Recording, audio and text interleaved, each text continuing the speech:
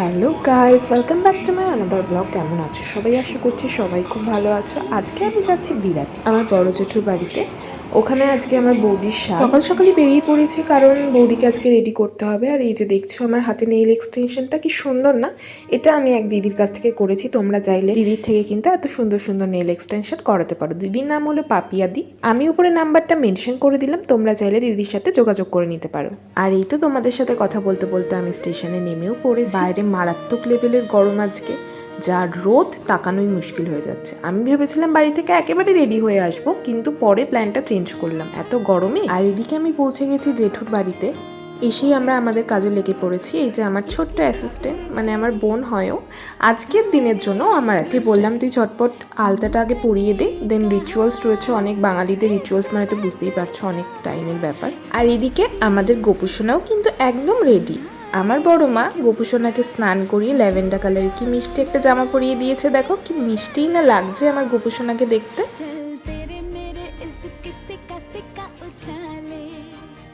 আর এদিকে কিন্তু আশীর্বাদ পর্ব শুরু হয়ে গেছে। যেহেতু একে একে লোক আসা শুরু হয়ে যাবে, তাই আমাদের যে ঘরোয়া রিচুয়ালসগুলো রয়েছে সেগুলো সেরে ফেলাই ভালো। প্রত্যেকের বাড়িতেই আলাদা আলাদা নিয়ম থাকে। আমাদের বাড়িতে যেমন চুষি পিঠে খাওয়ানোর নিয়ম, আমি জানতাম না, আমি বড় মার কাছ থেকে শুনলাম প্রথমবার।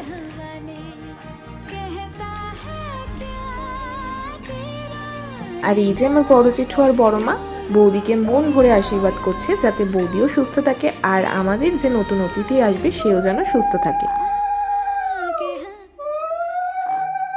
আর এই হলো আমার দাদা, উড বি ফাদার। আমরা তো কেউ বিশ্বাসই করতে পারছি না যে দাদা কবে এত বড় হয়ে গেল, যে কিনা এখন বাবা হতে চলেছে। সময়টা কত তাড়াতাড়ি চলে যায়, তাই না? আগে আমরা ছোট্টবেলায় কত মজা করতাম, কত খেলাধুলো করতাম। এখন তো দাদার অনেক রেসপন্সিবিলিটি, সে বাবা হচ্ছে বলে কথা। আর এইদিকে এত তাড়াহুড়োর মধ্যে বৌদিকে ফাইনালি আমি রেডি করে ফেলেছি। যদিও আমি মেকআপের কোনো ভিডিও তোমাদের সাথে শেয়ার করতে পারলাম না, তার কারণ প্রচুর ভিড় ছিল আর তার মধ্যে এত তাড়া দিচ্ছিল সবাই, আমি কোনো ভিডিও ক্লিপ নিতে পারি। চুলটাকে যদিও একটু অন্যরকম ভাবে বাঁধবো ভেবেছিলাম, কিন্তু কিছুই করে উঠতে পারিনি সময়ের অভাবে। সবাই এত তাড়া দিচ্ছিল যে কোনো রকমের একটা বান করে রেখে দিয়েছিলাম আর মাথায় একটু ফুল লাগিয়ে দিয়েছিলাম। তোমরা দেখে জানিও আমার বৌদিকে কেমন লাগছে দেখতে।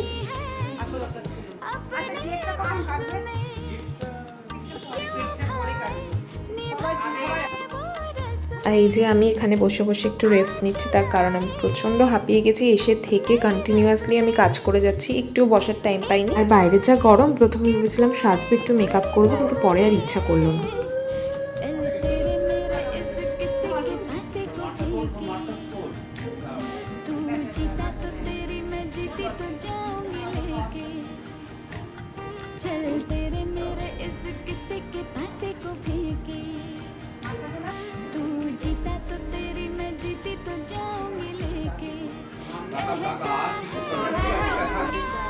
নতুন অতিথি আসছে বলে কথা, তাই সেলিব্রেশনটাও তো একটু জমজমাট হতে হবে, তাই না? তো কেক ছাড়া কি কোনো সেলিব্রেশন কমপ্লিট হয়?